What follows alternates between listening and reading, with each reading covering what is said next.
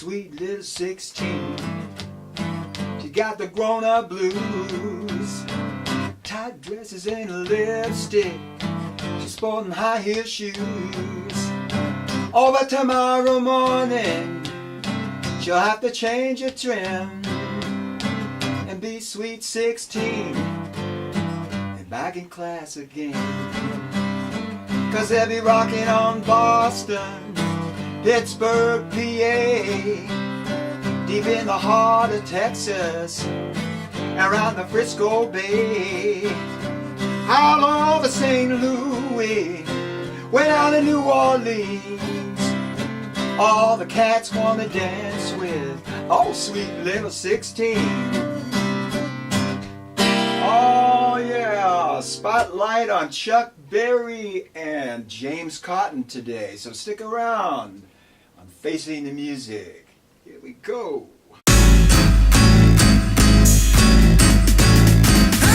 Hey, welcome to Facing the Music, where the conversation about music never ends. I'm Danny Faragher. On today's show, due to recent events, I'd like to talk about Chuck Berry. Now, my lovely daughter Dina was asking me today about the influence of Chuck Berry on music. And we decided to turn the camera on and let it go. Chuck Berry, how can you encompass everything that he was? It's his influence was it's like talking about Louis Armstrong. What was Louis Armstrong's influence on jazz? I mean, it was just so incredible.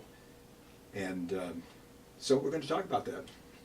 Wasn't he like the king of rock and roll? Well, they call Elvis the king, but I would say that as much as I love Elvis, Chuck Berry truly was the king, because he was a singer, he was a songwriter, he was a guitarist, he was a performer, an incredible performer.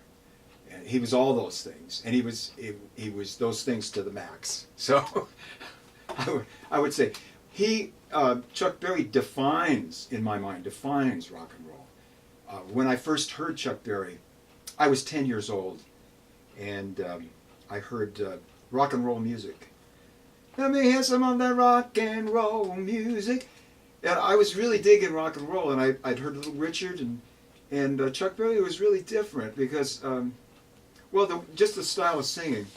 If I can kind of warm up my pipes here, Little Richard would be, long, tall, Sally, she built sweet, you got everything that Uncle John need, oh baby. He's really raunchy and edgy, whereas Chuck Berry was, let me hear some of that rock and roll music. And I have to say, it sounded more like country music to me. I mean, it was in between. It was bluesy, it was rock and roll, but it had that clear sound where he's singing high in the head voice in a kind of a clear way, but also in a fuller than a country singer, more blues oriented. But it really caught my ear, and my favorite Chuck Berry song, the first record I bought, was Sweet Little 16, which I played earlier. And the sound of the guitar and Chuck's voice and the drums doing the fat back beat and that piano up in the top range, to me that's rock and roll. That's pure rock and roll. And so, he practically invented it. I mean, you can't really say, because it was an evolution, but Chuck Berry embodied everything that was rock and roll. Was his narrative at all country style of a narrative, or? Well, yeah, it was different because his songs, they weren't just about shouting a few things. It was, he always had a narrative in his song, and to me, the songs had a very strong visual sense. Like Sweet Little 16, there's this girl that she's really into rock and roll, and she collects autographs, and she puts pictures on her wall, and she wants to go to the concert, so she said, oh, mommy, please may I go? It's such a sight to see somebody steal the show. Oh, daddy, I beg of you, whisper to mommy, it's all right with you. I mean, that's so clever, really. But he was that way in all his great songs. Roll Over Beethoven, and Tell Tchaikovsky the News. He was, Chuck Berry was very poetic. He used he used alliteration, and his rhymes were really clean. And what do I mean by that? I mean that you never got the sense that he sacrificed the value of the line to get a rhyme. The rhymes just fell into place. They were usually original, and his ideas were always very original and very, very specific things. Very tangible kind of things. Like, say, a song called Nadine. Let's see. I'll sing one of the verses.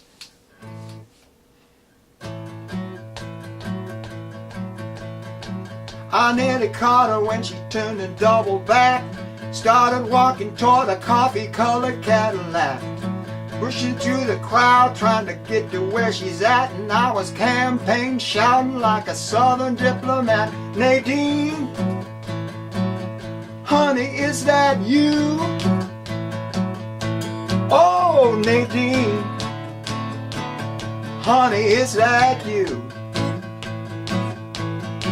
Seems like every time I catch you, but you go off with something new. I mean, he's describing a scene, and he's using alliteration. Started walking toward a coffee-colored Cadillac. And then he's trying to push through the crowd, trying to get to where she's at. I was camping, shouting like a southern diplomat. I mean, that's so clever, man. And it really paints a picture. That paints a picture very cinematic, you know. And he was that way in all his songs. It just seemed to flow out of him. I see what you mean about the narrative. I mean, just in listening to that, it sounds like rock and roll, but it also sounds a little like country. Yeah. It has that sort of, you know, you can picture getting up and doing a little dance at a get-together in a backyard or something. Yeah, you know, but there was no doubt about it that he had the rhythm and blues influence too. His having read his autobiography a few years ago, his interests were vast, were really wide, for example, he was really into Nat King Cole, and he could sing those ballad style, and you can hear it in his voice when he gets in his lower range and he's kind of cool. It's very much gone like a cool breeze, you know. It's just really. He has that influence, but he also loved Muddy Waters, which is you think Nat King Cole, Muddy Waters, diametrically opposed, but not really. He put it together, and it was Muddy Waters who turned him on to Leonard Chess, and he got his first record deal with Chess, and soon became their #1 star, hit after hit after hit. Unfortunately, he ended up on the wrong side of the law a few times. Did some prison time. He did.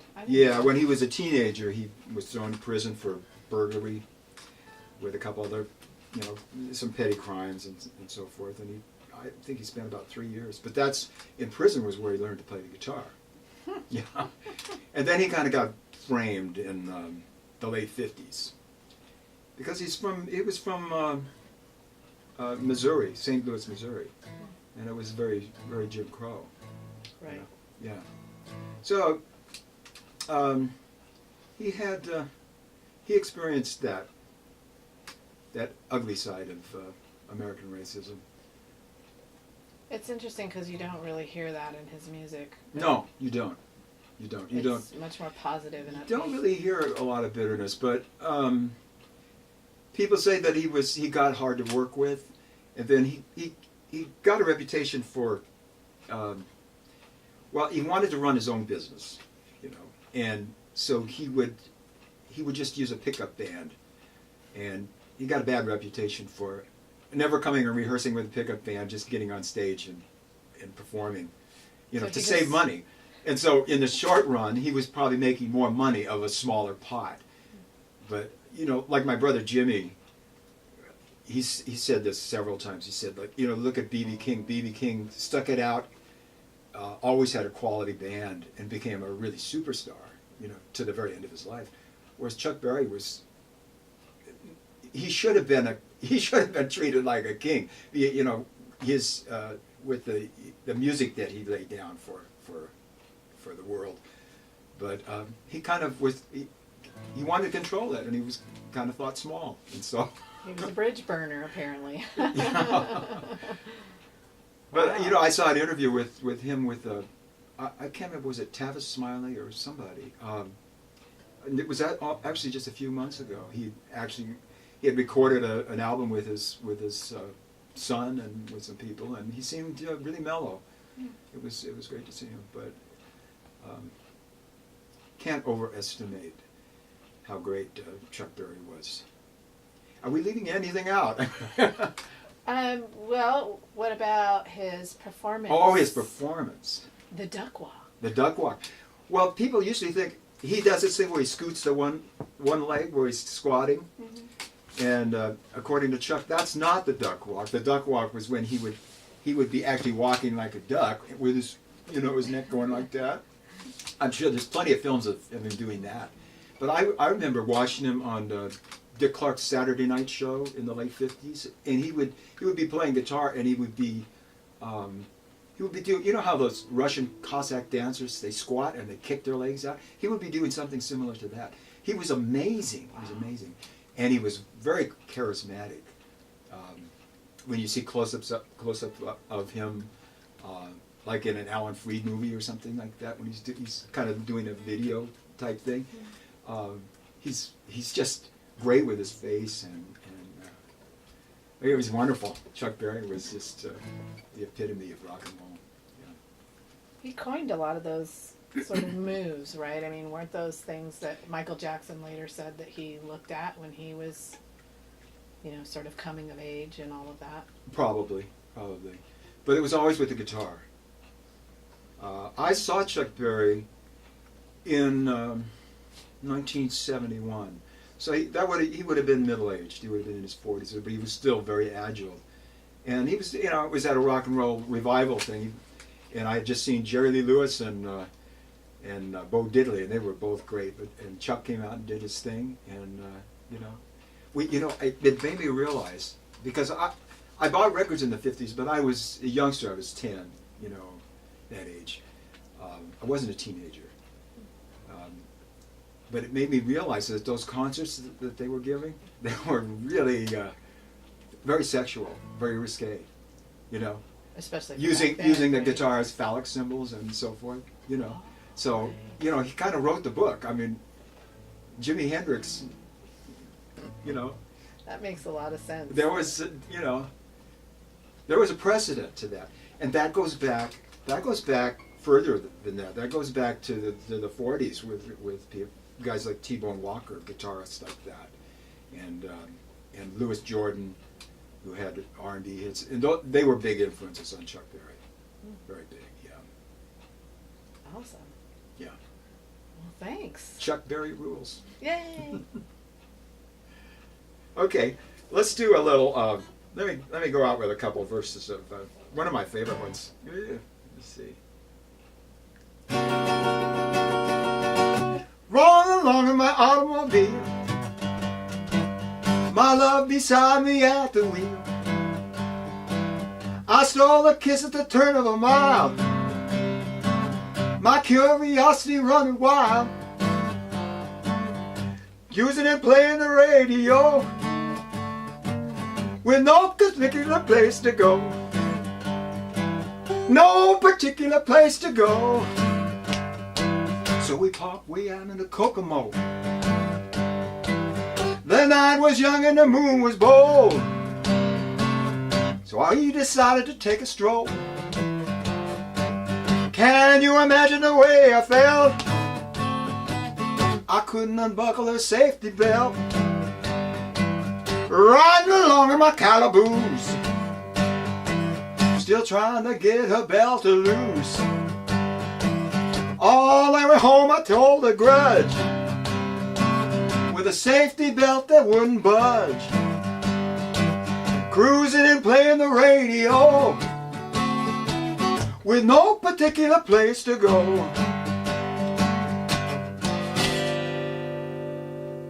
Well, that was fun.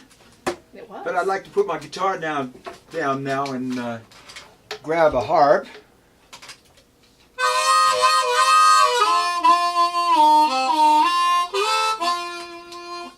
little bit about James Cotton. You were asking me, who is James Cotton? Yes, I was. Okay. I would say that James Cotton is one of the last of the truly great Mississippi harmonica players that came up to Chicago and had success and became an electric player, meaning that he would hold a mic in his hands and play through an amplifier. Oh, okay. So he was one of the pioneers of that sound. He and Little Walter and Junior Wells, but he's one of the last ones. Wow. Yeah, he was born in poverty in Mississippi. He heard Sonny Boy Williamson too.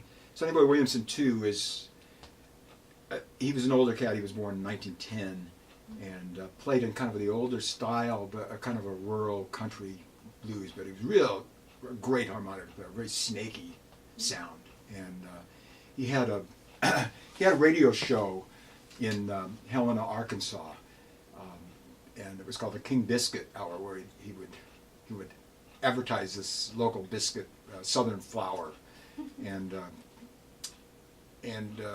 a lot of people, a lot of blues musicians were gravitated toward that because they wanted to get on the radio. Airtime. Yeah, and James Cotton sought out Sonny Boy Williamson too, and he mentored the older guy, mentored him, taught him everything he knew, and then he moved to Memphis. James Cotton moved to Memphis, and recorded with Sam Phillips and Sun Records.